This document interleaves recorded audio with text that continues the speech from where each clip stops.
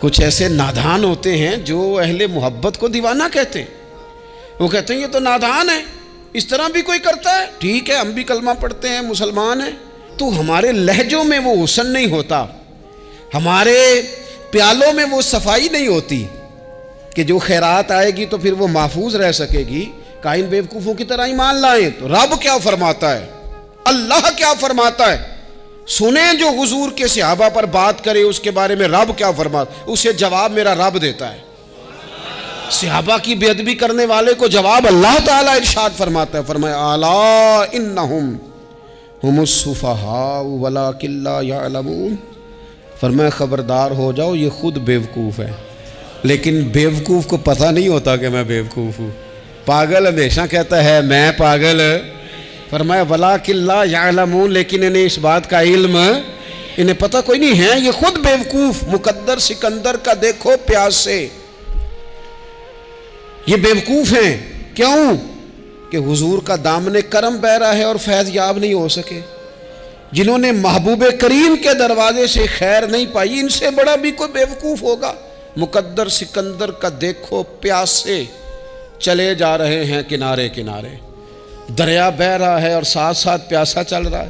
اللہ فرماتے بیوقوف لوگ ہیں جو حضور کے صحابہ پر زبان تان دراز کرتے. تو عزیز دوستو, ان لوگوں کا ایمان معیار ہے, ان لوگوں کا ایمان وہ ہمارے سامنے روشن نمونہ ہے جس کی بنیاد پر ہم نے اپنے ایمان کو, تیقن کو, شب و روز کو مرتب کرنا ہے اور ترتیب دینا ہے. صحابہ کرام کی جماعت ساری بڑی شانوں والی, لیکن کچھ لوگ ایسے ہیں جن کا زیادہ تذکرہ نہیں ہوتا, تو بظاہر یوں محسوس ہوتا ہے کہ ہم نے عوام کو ان سے پوری طرح روشناس بھی نہیں کرایا. ایک شخصیت کا ذکر آج کریں گے جن کو میرے نبی پاک علیہ السلام نے فرمایا, حضور نے فرمایا, صحیح بخاری میں موجود ہے, فرمایا یہ نیک آدمی ہے.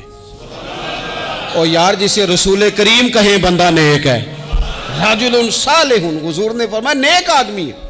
جو بالغ نہیں ہوئے تھے اور اس سے پہلے ہی کلمہ پڑھ لیا تھا, جو حج کے مسائل سب سے زیادہ جانتے تھے, جنہوں نے 60 سال مکے اور مدینے میں فتویٰ دیا, صحابہ ان سے فتویٰ لینے آتے تھے. جو بدر کی جنگ میں بھی گئے, احد میں بھی گئے, پر محبوب نے فرمایا عمر تھوڑی ہے, ابھی واپس جائیے. خندق میں شریک ہوئے اور اس کے بعد ہر جنگ میں شریک ہوئے. مستدرک میں موجود ہے, حضرت جابر ابن عبداللہ فرمایا کرتے تھے زمانہ بدلا تو کچھ لوگوں میں بھی تبدیلیاں آئیں. میں نے بڑی دنیا بدلتی دیکھی, پر جن لوگوں کو نہیں بدلتے دیکھا نا, ان میں یہ شخصیت ہے جو ہمیشہ ہر دور میں, ہر عمر میں نبی پاک کے طریقوں پر پوری طرح کاربند رہے. اوڑھنا, بچھونا, اٹھنا, بیٹھنا, چلنا, ہر وقت حضور کی محبت میں غرق ہو کے کیا. کون ہے بھلا؟ حضرت عمر کے بیٹے سیدنا عبداللہ ابن عمر رضی اللہ تعالی عنہ. ابھی بالغ نہیں ہوئے تھے, مسلمان ہو گئے, اور زندگی ساری مصلی سے لگ کے گزاری. عبادت کی, ریاضت کی, تقوی, جد و جہد, معاملہ فہمی, جہاد. والد امیر المومنین ہیں, لیکن صاحبزادے کی خواہش ہے کہ مجھے فوج میں بھیجو, میں جہاد کرنا چاہتا ہوں, اور جہاد بھی سپہ سالار بن کے نہیں, سپاہی بن کے کرنا چاہتا ہوں. سب سے پہلی بات تو یہ تھی کہ علم و فضل بڑا تھا. صحابہ ان سے فتویٰ لیتے تھے. مسائل حج سب سے زیادہ حضرت عبداللہ ابن عمر جانتے تھے, اور فتویٰ دینے میں اتنے محتاط تھے, حدیث بیان کرنے میں اتنے محتاط تھے کہ بڑا سوچ سمجھ کے, غور کر کے. صحابہ فرمایا کرتے تھے یہ واحد بندہ ہے کہ جو 1 منٹ سے پہلے کہہ دیتا ہے. سب سے زیادہ مسائل آتے ہیں لیکن 1 منٹ سے پہلے کہہ دیتے تھے اس مسئلے کا مجھے نہیں پتہ, تحقیق کروں گا, اگر پتہ چل گیا تو بتا دوں گا. فوراً کہہ دیتے تھے. ایک دفعہ ایک صاحب نے مسئلہ پوچھا تو چپ کر گئے, سوچنے لگ گئے. ہمارے ہاں نا لوگوں کو حاضر جواب کہلانے کا شوق ہے. یہ شوق بڑا خطرناک ہوتا ہے. اگر آپ حاضر جواب ہیں تو بڑی اچھی بات ہے, لیکن حاضر جواب کہلانے کا شوق تو نہ پیدا کریں. اگر آپ کو پتہ ہے, صحیح بخاری میں حدیث ہے, نبی پاک علیہ السلام نے ایک دن پوچھا تھا صحابہ سے کہ وہ درخت کون سا ہے جس کی مثال مومن کی طرح ہے. تو حضرت عبداللہ ابن عمر کہتے ہیں مجھے پتہ تھا کہ وہ کھجور کا درخت ہے, پر میں نے جواب نہیں دیا. کیوں نہیں دیا؟ فرمانے لگے ابو بکر صدیق بیٹھے, فاروق اعظم بیٹھے, مولا علی بیٹھے, بزرگوں کی موجودگی میں جواب دیتا پھروں، یہ ٹھیک نہیں ہوتا، یہ صحیح نہیں ہوتا۔ یہاں تو بڑے لوگ، امام غزالی فرماتے ہیں جب میں اپنے مرشد سے مرید ہوا تو مجھے کہنے لگے بیعت میں نے کر لیا، آج کے بعد نہ تقریر کرنی ہے، نہ مدرسے میں سبق پڑھانا ہے، نہ کسی کو مسئلہ بتانا ہے۔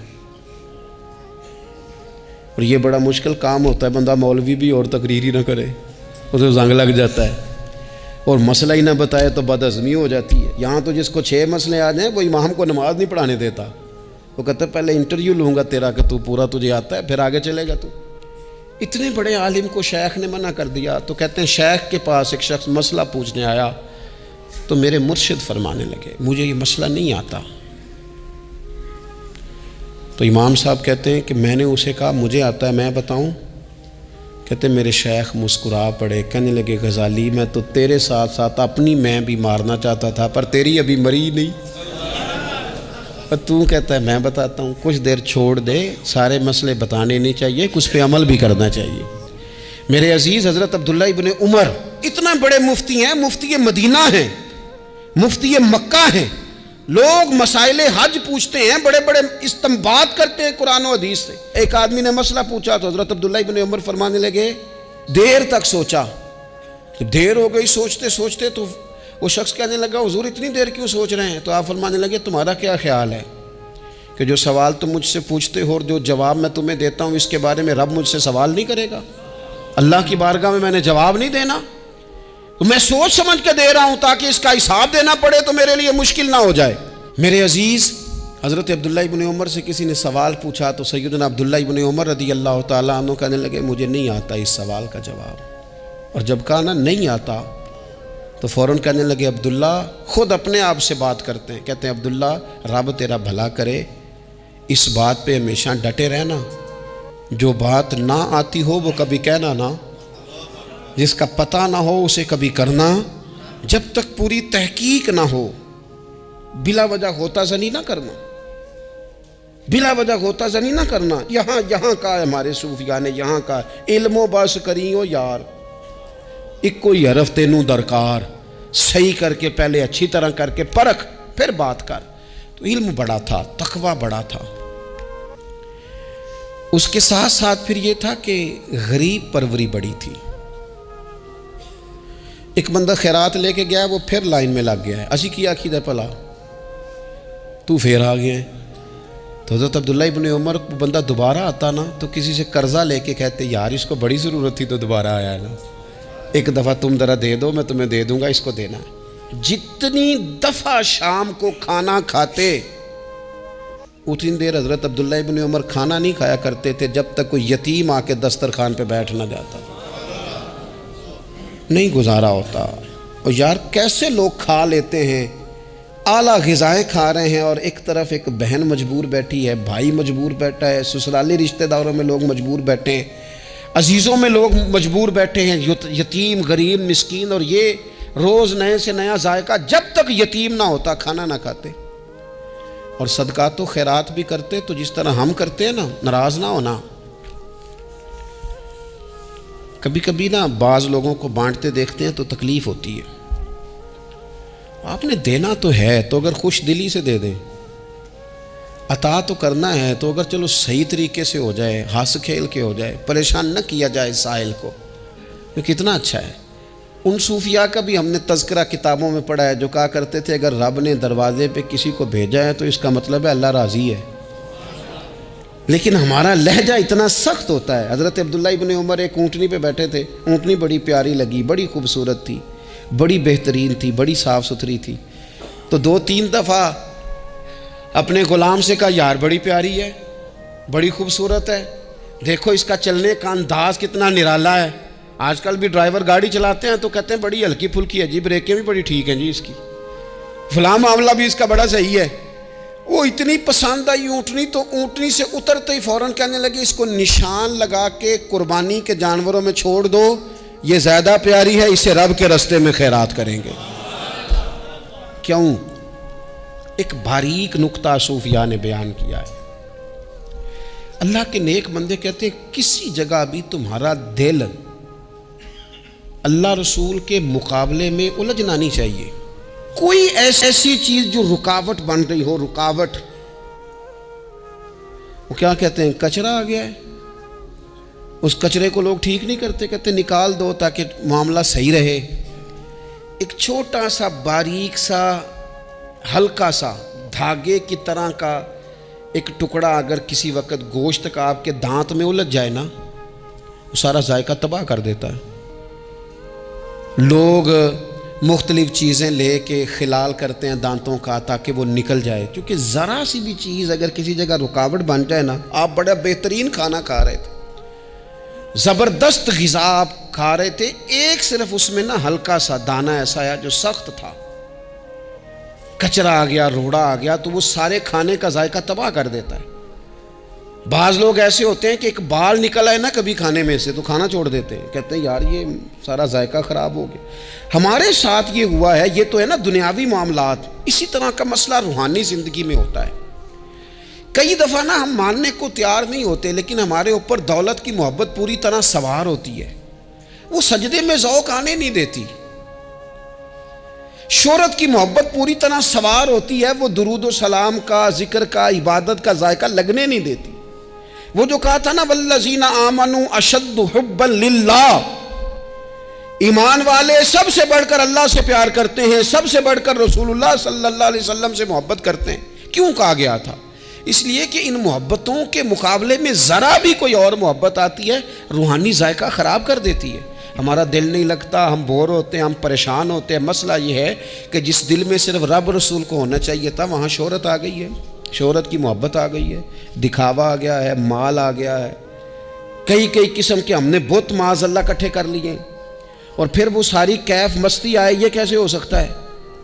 حضرت عبداللہ ابن عمر رضی اللہ تعالیٰ عنہ کے پاس ایک گدھا تھا، ہم پنجابی میں تو کہا کرتے تھے کہ بڑا ساؤ جانور ہے، بڑا دھیما ہے، بڑا اچھا ہے، سواری بھی کرتے تھے اس پہ، اس پر بوجھ بھی رکھتے تھے، اور بھی کئی کام، جانوروں کا چارہ بھی اس پہ رکھ کے لایا جاتا تھا۔ بہت سارے لوگ اس کی تعریف کرتے تھے کہ ظاہر ہے اس وقت یہ جانور ہر گھر کی ضرورت ہوتے تھے، لوگوں نے بڑی تعریف کی کہ جناب یہ گدھا بڑا اچھا ہے، بڑا عمدہ ہے۔ اب بعض چیزیں ایسی ہوتی ہیں جن سے دل لگ جاتا ہے۔ کچھ نوجوانوں نے گھروں میں بلی رکھی ہوتی ہے، گھوڑا رکھا ہوتا ہے، جانور رکھے ہوتے ہیں، ان کی پوری توجہ انہماک۔ ہم دیکھتے تھے دیہاتوں میں کہ بزرگ اگر کہیں چلے جاتے تھے سفر پہ تو وہاں سے بھی پیغام بھیجتے تھے کہ گائے کو چارہ ڈالا کہ نہیں، بھینس کو نکالا کہ نہیں، تم نے باڑے سے دھوپ چھاؤں کا خیال کیا کہ نہیں، وہ چیز ذہن میں آ جاتی تھی۔ حضرت عبداللہ ابن عمر رضی اللہ تعالیٰ عنہ وہ گدھا چونکہ بڑا پیارا تھا، بڑا اچھا جانور تھا اور بڑے کام کرتا تھا، بہت سارے معاملات گھر کے اور کھیتی باڑی کے اس کے ذمے تھے، تو گھر والے بھی کہتے کہ اس جانور کی وجہ سے بڑی خیر ہے، بڑے کام ہو جاتے ہیں، آپ کا بھی خیال تھا۔ حضرت عبداللہ ابن عمر ایک دن گھوڑے سے نیچے اترے یا اس گدھے سے نیچے اترے تو خادم کو بلا کے کہنے لگے اسے لے جاؤ اور بیچ کے پیسے اللہ کے راستے میں خیرات کر دو۔ اب وہ خادم کا بھی اس سے دل لگ گیا تھا، جانور گھر میں ہوتا ہے دلچسپی ہو جاتی ہے، کہنے لگا حضور وہ سارا محلہ تو اس کی تعریف کرتا ہے، سارے خاندان والے تو اس جانور سے دلچسپی رکھتے ہیں اور آپ بیچ رہے ہیں۔ آپ فرمانے لگے جس طرح سب کا دل اس کی طرف ہے نا کہ اچھا جانور ہے، میرا بھی ہو گیا ہے، لیکن میں اپنے دل کو سوائے رب رسول کے کسی اور طرف ہوتا دیکھ نہیں سکتا۔ اعظم بلا سے اپنی وہ ہستی ہی کیوں نہ ہو، اعظم بلا سے اپنی وہ ہستی ہی کیوں نہ ہو، جو چیز اس کی راہ میں حائل ہو پھونک دو، جلا دو ایسی ساری چیزیں جو ان کے راستے میں آتی ہیں۔ فرمایا اس کی طرف توجہ ہونے لگی ہے، لہٰذا میں اسے اب رکھ سکتا۔ مزاج تھا، طبیعت تھی، طریقہ اس طرح کا تھا کہ وہ پھر ایک اور بات بڑی خوب تھی۔ حضرت عبداللہ ابن عمر ان لوگوں کی پذیرائی بڑی کرتے تھے جو خیر کا کام کرتے تھے۔ دینی کام کوئی بندہ بھی کرے اس کی پذیرائی ہو، اس کی تعریف ہو، خیر کے جملے ہوں تاکہ دینداری پھیلے۔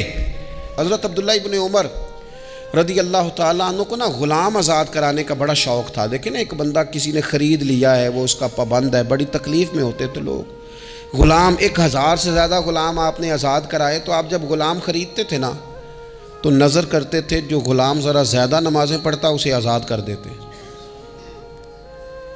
تو غلاموں نے اس طرح کیا، انہیں پتہ چل گیا، انہوں نے بھی نا لمبی لمبی نمازیں شروع کر دی۔ تو حضرت عبداللہ ابن عمر کو پتہ چلتا، آزاد کر دیتے۔ ایک دن آپ کے بیٹے کہنے لگے حضور یہ آپ کو دھوکہ دیتے ہیں، لمبی لمبی نمازیں پڑھتے ہیں، آپ آزاد کر دیتے ہیں، بعد میں پتہ نہیں 5 بھی پوری پڑھتے ہیں کہ نہیں پڑھتے۔ تو حضرت عبداللہ ابن عمر کہنے لگے پتر تیرا کیا خیال ہے، مجھے نہیں پتہ۔ کہا حضور پتہ ہے۔ فرمانے لگے یہ مجھے رب کے نام پر دھوکہ دینا چاہتے ہیں، جو رب کے نام پہ دھوکہ دے روز دے، میں روز دھوکہ کھانے کو تیار ہوں۔ دوسری بات یہ تھی حضرت عبداللہ ابن عمر میں کہ نبی پاک سے محبت کوٹ کوٹ کے بھری ہوئی تھی۔ حضور کا ذکر آتا تو رو پڑتے، ان جگہوں پہ جا کے ڈھونڈ ڈھونڈ کے بیٹھتے جہاں نبی پاک نے وقت گزارا ہے۔ ایک درخت کا پتہ چلا کہ یہاں حضور تھوڑی دیر آرام فرما ہوئے تھے، انہوں نے دیکھا تھا یا انہیں معلومات ہوئی، تو ہمیشہ اس درخت کو پانی دیتے، اس کا خیال کرتے، کہتے یہ درخت ہمیشہ تر و تازہ رہے، یہاں میرے نبی پاک نے تھوڑا وقت گزارا ہے۔ وہ مکہ مکرمہ میں بھی جاتے تو وہ جگہ ڈھونڈ ڈھونڈ کے جہاں حضور نے نماز پڑھی تھی نماز پڑھتے۔ مسجد نبوی میں آتے تو جس ممبر پر حضور بیٹھ کے خطبہ دیتے تو اس پہ ہاتھ پھیر کے چہرے پہ ملتے۔ حضور کی قبر انور پر حاضری دیتے، السلام علیکہ یا رسول اللہ کہہ کے اس بارگاہ عالی مرتبت میں حاضری دیتے۔ حضرت صدیق اکبر کو سلام کرتے، حضرت عمر کو سلام کرتے، پیر سن ہو گئے ایک دفعہ چلتے چلتے۔ تو کسی نے کہا جس سے سب سے زیادہ پیار ہے نا اسے پکارو پیر ٹھیک ہو جائے گا، تو فوراً کہنے لگے یا محمد صلی اللہ علیہ۔ اور یہ امام بخاری نے لکھا ہے الادب المفرد میں، خود امام بخاری لکھتے ہیں کہ حضرت عبداللہ ابن عمر نے یا محمد کہا اور ان کا پیر سویا ہوا ٹھیک ہو گیا۔ یہ لوگ بڑی محبت کرنے والے۔ آپ فرمایا کرتے تھے شاید زندگی میں لوگوں نے کسی سے اتنا پیار کیا ہو جتنا نبی پاک علیہ السلام کے غلاموں نے مجھ سے کیا ہے۔ ہر وقت لوگ ان کے گرد رہتے، لوگ محبت کرتے۔ حجاج بن یوسف جب حکمران بنا نا تو بڑا ظالم تھا، اس کو یہ بات اچھی نہیں لگتی تھی کہ ہر وقت لوگ حضرت عبداللہ ابن عمر کے پیچھے گھومیں۔ بادشاہوں کا خیال ہوتا ہے نا بادشاہ ہم میں تو پروٹوکول کوئی اور لے کے جا رہا ہے۔ اس نے ایک دفعہ جمعہ پڑھاتے پڑھاتے معاذ اللہ حضرت عبداللہ بن زبیر رضی اللہ تعالیٰ عنہ کے خلاف کوئی بات کی، تو حضرت عبداللہ ابن عمر اگرچہ بڑے صلح جو تھے، صلح پسند تھے، لیکن اگر حق کی بات ہوتی اور اس طرح سے ہوتی کہ کوئی بڑی غلط بات کرتا تو پھر ٹوکنے میں بھی بڑی جرت کا مظاہرہ کرتے۔ ایک دفعہ اہل کوفہ نے آپ سے مسئلہ پوچھا نا، چونکہ آپ مفتی تھے لوگ مسئلے پوچھتے تھے، انہوں نے پوچھا حضرت عبداللہ ابن عمر سے کہ مکھی اور مچھر کا خون لگ جائے تو اس کا کیا مسئلہ ہے، کپڑے ناپاک تو نہیں ہوتے؟ تو اس سوال کا جواب دینا چاہیے تھا نا، ہوتے ہیں کہ نہیں ہوتے؟ تو فرمانے لگے حسین ابن علی کا خون بہا کے اب مکھیوں کے خون کے مسئلے پوچھنے شروع کر دیے، اب تمہیں یہ والا خون نظر آنے لگا ہے؟ حضور کی اولاد پاک کو شہید کر کے اب ان مسئلوں میں آئے ہو؟ میں خیال نہیں آتا تمہارے دلوں میں گھٹن ہے حضور کی اولاد کے لیے اور دین کے مسئلے پوچھتے ہو؟ جاؤ پہلے کشادگی پیدا کرو، تیری نسل پاک میں ہے بچہ بچہ نور کا، تو ہے عین نور تیرا سب گھرانہ نور کا، پہلے کشادگی لاؤ حضور کی اولاد پاک کے لیے، پھر مسائل پوچھنا۔ حجاج بن یوسف نے کوئی بات کر دی، آپ نے ٹوک دیا، تو پھر حجاج نے سازش کی۔ اوہو، اللہ والوں کے خلاف جو سازشیں ہوتی ہیں بڑی گہری ہوتی ہیں، بڑی سخت ہوتی ہیں، بڑے جال بنے جاتے ہیں، بڑا حسد کیا جاتا ہے، بڑی تکلیف دی جاتی ہے۔ اللہ قرآن میں کہتے ہیں محبوب یہ لوگ تجھ سے حسد کرتے ہیں، حسد من عند انفسہم، ان کے دلوں میں تیرے لیے حسد ہے، حسد کرتے ہیں لوگ، دور تک نکل جاتے ہیں حاسدین۔ حجاج نے کیا کیا، اس نے ایک شخص سے کہا کہ زہر والا خنجر تیار کرو جو زہر میں بجھا ہوا ہو، اور چونکہ حج کے موقع پہ بڑا رش ہوتا ہے لہذا حج کے موقع پہ لے جانا۔ حضرت عبداللہ آج کس بات کا شکوہ کرنا، حضرت عبداللہ ابن عمر اس کے پاس سے گزرے تو اس نے پیر میں چبھو دیا خنجر، وہ زہر آپ کے جسم میں پھیلا، جب شدید بیمار ہوئے تو حجاج تیمارداری کرنے چلا گیا۔ یہ دیکھو دوستی قاتل سے بھی مقتول سے یارانہ بھی، خود چلا گیا اور جا کے کہنے لگا جی اگر مجھے پتہ چل جائے نا کہ آپ کو کس نے یہ زخم دیا ہے تو میں سخت انتقام لوں گا۔ تو حضرت عبداللہ ابن عمر نے بھی بڑا منطقی جواب دیا، فرمانے لگے مجھے اسی نے زخم دیا ہے جس نے حج کے موقع پر کسی کو خنجر لانے کا مشورہ دیا تھا، اسی نے مجھے زخم دیا ہے۔ گویا فرمانے لگے ظالم تو خود ہی یہ کام کرتا ہے اور خود ہی تو تیمارداریاں کرتا ہے۔ حضرت عبداللہ ابن عمر شہید ہو گئے، مکہ مکرمہ میں آپ کا مزار بنا دیا گیا. تقریباً 1500 کے لگ بھگ 1600 کے لگ بھگ آپ سے احادیث مروی ہیں. زندگی حسین گزاری، حضور کی خوشبوئیں ہر وقت آتی رہیں. حضرت عائشہ صدیقہ، حضرت حذیفہ، حضرت جابر بن عبداللہ، یہ تینوں جلیل القدر لوگ کہا کرتے تھے حضور کے بعد زمانے کی تبدیلی سے بڑے لوگ تبدیل ہوئے، لیکن جو لوگ حضور کے طریقوں پر پوری طرح قائم رہے ان میں بڑا نام حضرت عبداللہ ابن عمر کا ہے. بڑا نام. رات بھر عبادت کرتے اور دن کو ظہر سے عصر تک اللہ کی یاد میں مصروف رہتے. 3 باتیں اپنی زندگی میں سمجھیں. ایک تو جس بات کا پتہ نہیں ہے اس کو کبھی ڈسکس نہ کریں، یہ ہمیں حضرت عبداللہ ابن عمر کی زندگی نے بتایا. اور دوسری بات یہ ہے کہ کوشش کریں، سخاوت کرنی ہے اللہ کی رضا کے لیے، تو اس میں اللہ کی رضا ہی پیش نظر ہو. اور تیسری بات یہ، جتنا ہو سکے اپنے آپ کو حضور کے دروازے کے قریب کریں، نبی پاک کے رستوں کا مسافر بنیں. جس طرح بھی حالات بڑے بڑے بدلتے ہیں لیکن اپنی جو اصل ہے نا، اس اصل پر ہمیشہ قائم رہیں. اللہ مجھے اور آپ کو عمل کی توفیق